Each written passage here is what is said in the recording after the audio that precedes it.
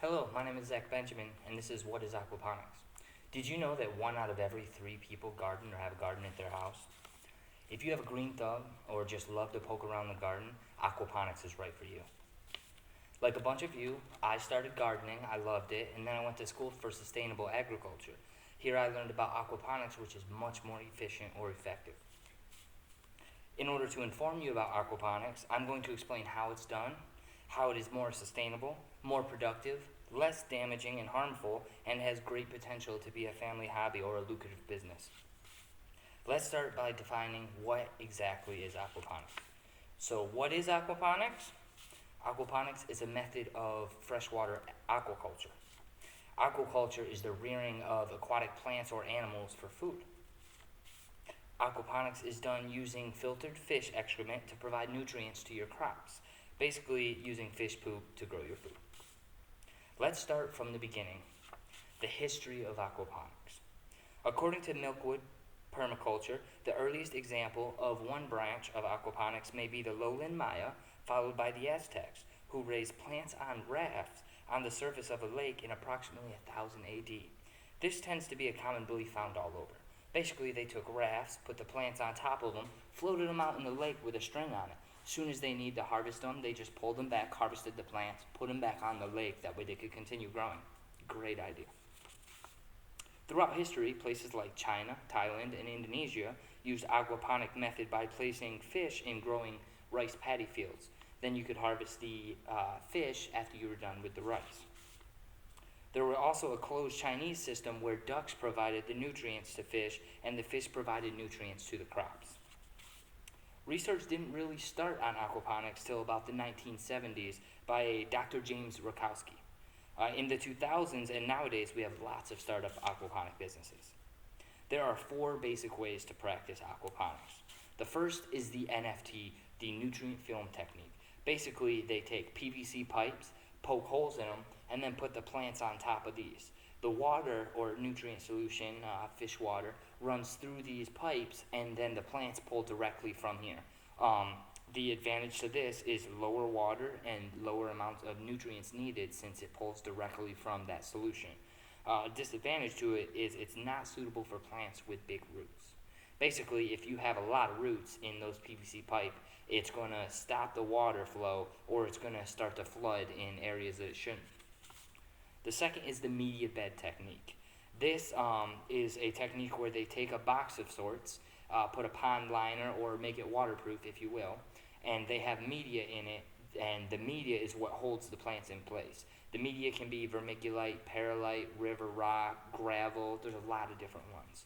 But basically, it'll hold the plants in place until their roots are established, and then the plants will support and grow themselves right there. The water is put into the media bed and then pulled back out by a device called a bell siphon that siphons the water back to the fish tank and recirculates the process. A advantage to this is it allows good circulation of nutrients, water, and oxygen, but a disadvantage is cleaning and transplanting. Tends to get a little bit messy. The third is the DWC.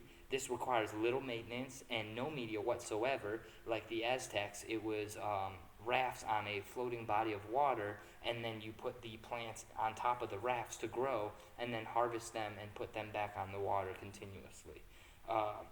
The advantage, again, is requires little maintenance or no media, and the disadvantage is that water and oxygen temps are difficult to maintain depending on where you live in a cooler or hotter climate like Arizona or Alaska.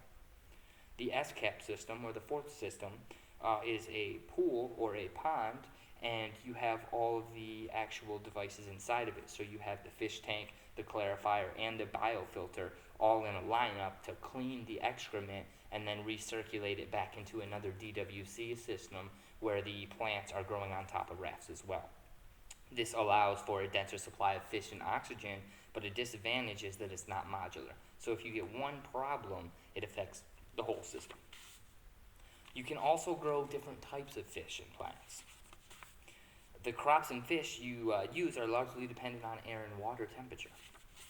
Most common raised aquatic animals are tilapia, bluegills, sunfish, crappies, koi, carp, perch, bass, and catfish, but you can grow things like crabs or crayfish as well. The most commonly used crops are leafy greens, herbs, and miscellaneous or fruiting crops. And the leafy greens are going to be lettuces, cabbages, collard greens, cress, spinach, Swiss chards, kale, arugula, and pak choi.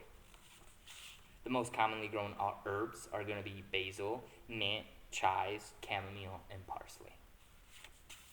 The most common miscellaneous and fruiting crops you can grow are going to be peppers, strawberries, rhubarb, cucumbers, squash, melons, and tomatoes. But these require a little bit more maintenance because they require the additional nutrients of potassium and whatnot to actually go to fruit. So what does all this mean? There are many benefits to aquaponic farming, including it has worked for multiple societies throughout history, so we know it's a tried and true method.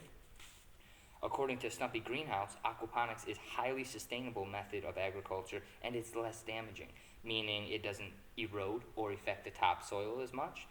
There's little to no chemicals used, and there is little water loss and usage. According to the Book of Aquaponics Food to Production Systems, one of the greatest challenges facing the world is how to ensure that a growing global population projected to rise above 10 billion by 2050 will be able to meet its nutritional needs. To feed an additional 2 billion people by 2050, food production will have to increase 50% globally. Aquaponics can produce up to 6 times more than traditional farming, so it's a good way to go. You can feed your family or even start a business of your own. Aquaponics is also less susceptible to disease and pests. It's also easier to predict harvest numbers and therefore easier to predict profit margins. And when you're running a business, that's one of the most important things. In conclusion, if you have a garden or a green thumb, aquaponics is for you. Aquaponics is more sustainable, more productive, less damaging, less harmful, lots of fun, and can feed your family or become a business. If you could have your choice of hobbies, why not choose one that could benefit mankind and possibly put a little money in your pocket? Thank you. This is Zach Benjamin with What is Aquaponics?